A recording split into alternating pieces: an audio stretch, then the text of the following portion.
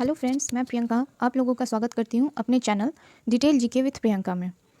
आज हम लोग देखने वाले हैं मध्यकालीन इतिहास, जिसमें दिल्ली सल्तनत हम लोग देख रहे थे। गुलाम वंश के अति महत्वपूर्ण क्वेश्चन हम लोगों ने देख लिया था और आज उसके दूसरे वंशज खिलजी वंश का अति महत्वपूर्ण क्वेश्चन देखेंगे, जो 1290 से 1320 तक खिलजी वंश का शासनकाल था। और ये क्वेश्चन जो है वो NCERT के पैटर्न पर आधारित है, NCERT पर आधारित है। अगर आप लोगों ने मेरा गुलाम वंश का मोस्ट इंपॉर्टेंट क्वेश्चन का वीडियो नहीं देखा है तो ज़रूर देखें, वो भी NCERT पैटर्न पर आधारित है और उसका लिंक डिस्क्रिप्शन बॉक्स में दिया गया है। तो चलिए आज हम लोग खिलजी वंश देखते हैं।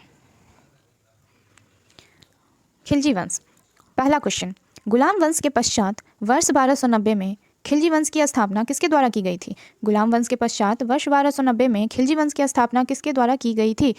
तो जलालुद्दीन फिरोज खिलजी के द्वारा खिलजी वंश की स्थापना की गई थी। ये आपको याद रखना बहुत ज़रूरी है। खिलजी वंश की स्थापना किसने की थी? तो जलालुद्दीन फिरोज खिलजी ने। रक्त और लौह की नीति को त्याग कर शासन के उदार नीति का अनुसरण करने वाला दिल्ली का प्रथम सुल्तान कौन था? दिल्ली का प्रथम सुल्तान कौन था जिसने रक्त और लौह की नीति को त्याग कर उदार नीति का अनुसरण किया? तो जलालुद्दीन फिरोज खिलजी था, जलालुद्दीन फिरोज खिलजी। नेक्स्ट, वर्ष 1296 में करा में जलालुद्दीन की हत्या किसने की थी? जलालुद्दीन जो कि खिलजी वंश का संस्थापक था, उसकी हत्या किसने की? तो अलाउद्दीन खिलजी ने की। नेक्स्ट, अलाउद्दीन खिलजी के बचपन का नाम क्या था? अलाउद्दीन खिलजी के बचपन का नाम अली गुरशप था, अली गुरशस्प था।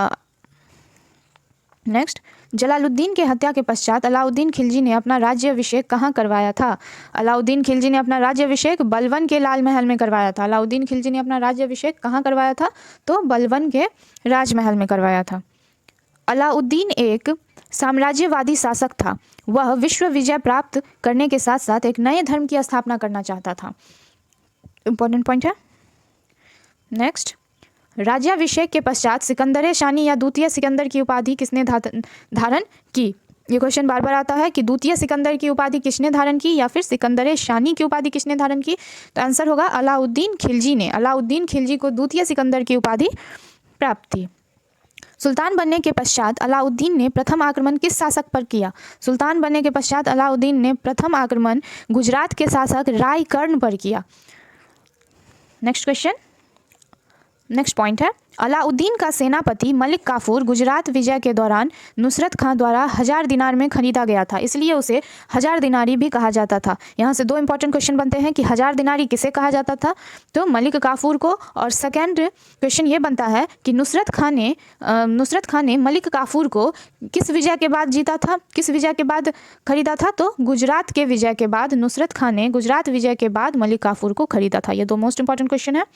नेक्स्ट, वर्ष 1303 में अलाउद्दीन के द्वारा चित्तौड़ पर आक्रमण के समय वहां का शासक कौन था? जब अलाउद्दीन के द्वारा चित्तौड़ पर आक्रमण किया गया 1303 में, तब वहां का शासक था राणा रतन सिंह, राणा रतन सिंह। नेक्स्ट क्वेश्चन, विंध्याचल पर्वत श्रेणी को पार कर दक्षिण भारत पर आक्रमण करने वाला दिल्ली सल्तनत का प्रथम सुल्तान कौन था?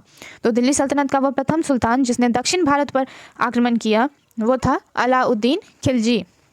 नेक्स्ट क्वेश्चन, अलाउद्दीन के दक्षिण अभियानों का सेनापति कौन था? तो अलाउद्दीन के दक्षिण अभियानों का सेनापति मलिक काफूर था। ये भी इंपॉर्टेंट क्वेश्चन है कि दक्षिण अभियानों का सेनापति कौन था अलाउद्दीन के? तो मलिक काफूर था। ये इंपॉर्टेंट पॉइंट देखिए, तेलंगाना वारंगल के शासक प्रताप रुद्र देव द्वितीय ने मलिक काफूर को विश्व प्रसिद्ध कोहिनूर हीरा भेंट किया था, जिसे मलिक काफूर ने अलाउद्दीन खिलजी को भेंट कर दिया। कोहिनूर हीरा, जो विश्व प्रसिद्ध कोहिनूर हीरा था, उसे मलिक काफूर को किसने भेंट किया था? तो तेलंगाना के शासक प्रताप रुद्र देव ने मलिक काफूर को कोहिनूर हीरा भेंट किया था, जो बाद में मलिक काफूर ने किसे भेंट कर दिया? तो अलाउद्दीन खिलजी को। पूछा जाएगा अलाउद्दीन खिलजी को विश्व प्रसिद्ध कोहिनूर हीरा किसने भेंट किया? तो मलिक काफूर ने। ये देखिए नेक्स्ट, अलाउद्दीन खिलजी का दक्षिण भारत का अभियान। पहले राज्य देखेंगे, फिर शासक, फिर अभियान का नेतृत्व किसने किया और वर्ष। तो देवगिरी, ये सब दक्षिण भारत का राज्य है। देवगिरी, शासक था रामचंद्र देव और अभियान का नेतृत्व मलिक काफूर ने 1307 ईस्वी में किया। अब वारंगल का शासक था प्रताप रुद्र देव, इसके अभियान का नेतृत्व भी मलिक काफूर ने किया और 1309 ईस्वी में। थर्ड है द्वार समुद्र के शासक थे बीरबललाल तृतीय, इसके अभियान का नेतृत्व भी मलिक काफूर ने किया और 1310 ईस्वी में। चौथा है पांड्या राज्य, जिसके शासक थे वीर पांड्या। मलिक काफूर वहाँ के नेतृत्व कर रहे थे वर्ष 1311 में। नेक्स्ट क्वेश्चन, मलिक काफूर द्वारा सर्वप्रथम किस दक्षिण भारतीय राज्य पर आक्रमण किया गया? तो सर्वप्रथम मलिक काफूर द्वारा देवगिरी पर आक्रमण किया गया। दिल्ली सल्तनत का वह कौन सुल्तान था जिसने नगद वेतन के साथ अस्थाई सेना का संगठन किया? तो नगद वेतन के साथ अस्थाई सेना का संगठन अलाउद्दीन खिलजी ने किया। ये क्वेश्चन हर एक वन लाइनर एग्जाम में आता ही आता है। नेक्स्ट क्वेश्चन, अलाउद्दीन द्वारा सेना में भ्रष्टाचार के लिए कौन सी योजना अपनाई गई? हुलिया प्रथा। हुलिया प्रथा से क्वेश्चन बनते हैं कि हुलिया प्रथा किसने अपनाई थी? तो अलाउद्दीन खिलजी ने अपनाई थी। और हुलिया प्रथा क्या था? तो घोड़े को दागने की प्रथा को हुलिया प्रथा बोला जाता था। नेक्स्ट क्वेश्चन, चराई कर तथा गृह कर लगाने वाला प्रथम सुल्तान कौन था? तो अलाउद्दीन खिलजी था।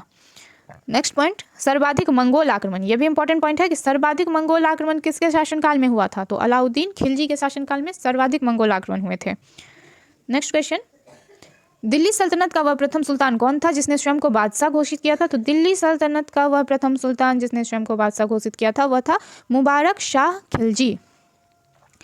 नेक्स्ट पॉइंट, घोड़े के नाल के आकार की मेहराब का प्रयोग सर्वप्रथम कहाँ किया गया? यह भी इंपॉर्टेंट क्वेश्चन है कि घोड़े की नाल के मेहराब का प्रयोग सर्वप्रथम अलाई दरवाजा जो दिल्ली में अलाउद्दीन खिलजी ने बनवाई, उसमें सर्वप्रथम घोड़े की नाल की मेहराब का प्रयोग किया गया। नेक्स्ट, अलाउद्दीन द्वारा सैनिकों को सस्ते मूल्य पर वस्तुओं को प्रदान करने के लिए बाजार नियंत्रण की नीति अपनाई गई। बाजार नियंत्रण की नीति, क्वेश्चन बनता है बाजार नियंत्रण की नीति किसने अपनाई? तो अलाउद्दीन खिलजी ने। और अगर पूछा जाएगा कि क्यों अपनाई, तो सैनिकों को सस्ते मूल्य पर वस्तु प्रदान करने के लिए। नेक्स्ट, अलाउद्दीन के बाजार नियंत्रण अधिकारी। अब अलाउद्दीन के बाजार नियंत्रण अधिकारी को क्या कहा जाता था? वो देखिए, विभाग और अधिकारी।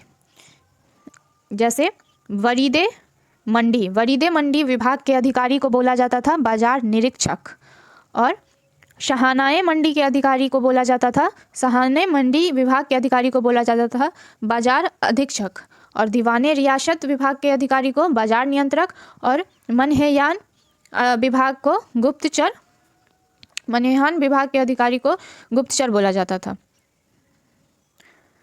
तो इस तरह हम लोगों ने आज खिलजी वंश के कुछ अति महत्वपूर्ण क्वेश्चन देखे जो कि एनसीईआरटी पर आधारित हैं। अगर आप लोगों ने गुलाम वंश के अति महत्वपूर्ण क्वेश्चन नहीं देखे हैं और खिलजी वंश का अगर आप लोगों ने डिटेल में जो मैंने पढ़ाया है किरण के बुक से, वो भी एनसीईआरटी पर आधारित, अगर वो भी आप लोग नहीं देखे हैं तो लिंक डिस्क्रिप्शन बॉक्स में मैं दे दूँगी, आप लोग वहाँ से देख लीजिएगा। आप लोग चैनल को लाइक, सब्सक्राइब और शेयर करना ना भूलें। Thank you.